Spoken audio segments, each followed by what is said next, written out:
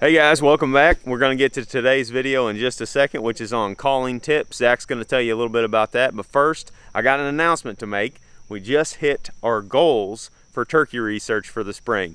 Huge thanks to everybody that helped out with these fundraisers. We raised $40,000 for Kentucky and $20,000 for Missouri turkey research. The donations in large part came from you guys. We put in $20,000 of our own money here at THP. Onyx also wrote a check, so did Tethered, so did the Quail and Upland Game Alliance down in Kentucky. They were a big help as well. And the NWTF and Turkeys for Tomorrow are also pitching in on these projects. So it's a huge collaborative effort. I believe if we all work together, there's a possibility we can solve some of these issues facing turkeys right now. And this fundraiser is just another example of that. We could not do it without all your all's help. And we're super excited about it. Mindy just wrote the checks yesterday. One of them is going to Dr. Chamberlain at UGA. Those are the funds for the Kentucky project. He's going to get them, and then he distributes them to the folks that are going to be doing the research in Kentucky, some of whom are his past graduate students. Then the other check that's going to Missouri was written to NWTF and earmarked specifically for the turkey research project. So checks are in the mail. We're excited to get this going. Big thanks to you guys. Now let's get to today's video. Hey everybody, on today's video we're going to be talking about the top 3 mistakes that you can make when calling to deer. And I want to start off by saying that all 3 of these mistakes are things that we've done plenty in the past and will probably do again at some point or another. But that's how this list got made. We just looked back on past experiences when we didn't have success when calling to deer and just made a list based off of those mistakes. The other thing, and probably the most important thing when you're watching this video, is remember that every situation is going to be a little bit different. There's been plenty of times that we've been in a less than ideal setup and called deer right into us, and there's been other times where we've had what seemed like the perfect setup, the perfect situation, and it still didn't work out in our favor. So based off of a variety of factors, every time you call to a deer, you may treat that situation a little bit different. And really, I just don't want anybody to think that there's only one way to do it. These are just some things that we've done in the past that didn't really work for us, so we try to avoid doing them now. And as you're watching this video, if you think of any other mistakes that maybe you've made or some of your hunting buddies have made when calling to deer, leave a comment, tell us what happened, and maybe we can all learn something from your experiences. So the first thing that I have on the list is don't call to deer that are already headed in your direction.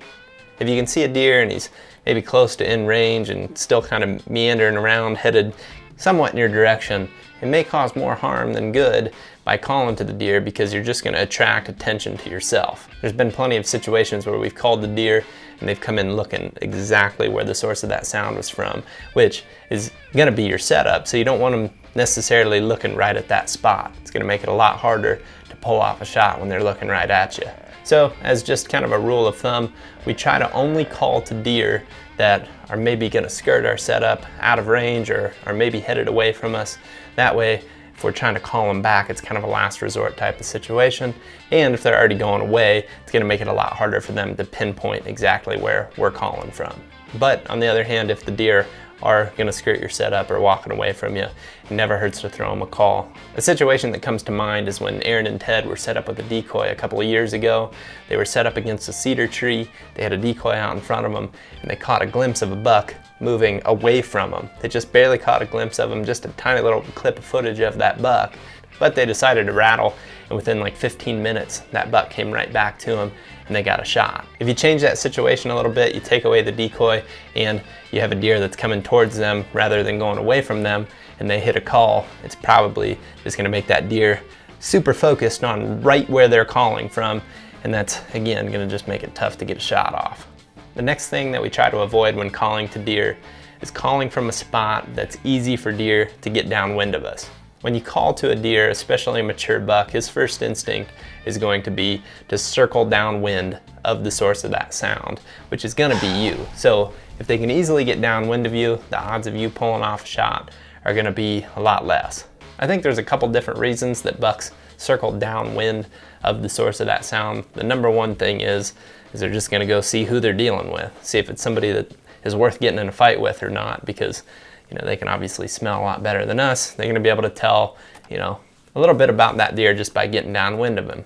The other reason I think they may do it is in a heavily hunted area, they may have seen that grunt called trick before. So if they circle downwind of the source of that sound, they're going to know if they're safe or not. And if there's a lot of trails that intersect behind you, or it's pretty open behind you and it's just easy for the deer to walk around you, they're probably going to do it and they're probably going to smell you. So in the perfect setup, you would have some sort of obstruction that would make it hard for the deer to get downwind of you. Some of the things that we like to have downwind of us when we're calling are water sources like a slough, pond, river, or maybe some thick vegetation where it's just going to be hard for the deer to walk around. And the last thing that you could use as some sort of barrier is just a steep hill or a quick drop off where it's going to take a lot of extra effort for that deer to go down there to circle downwind of your location.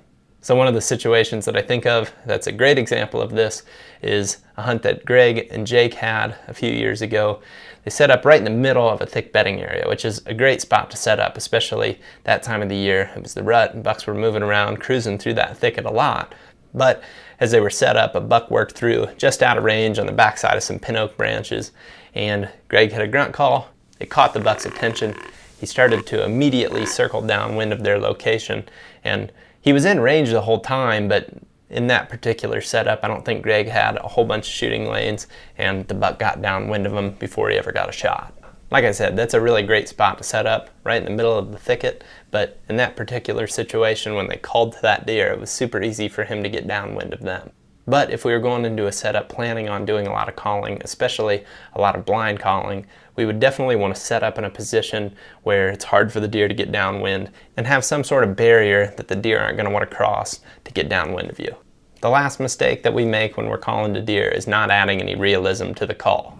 If you've ever heard a buck running around during the rut, chasing off other bucks or chasing does, he's not just grunting and not making any ground noise. Generally, he's moving around, snapping branches, maybe he's rubbing trees, maybe he's scraping the ground. So when we're calling to deer, we're also trying to add realism with some ground noise. A lot of times you'll see us scraping the ground or stomping our feet, trying to sound like deer running through the woods, maybe breaking branches. We'll also shake trees to try to sound like a buck rubbing.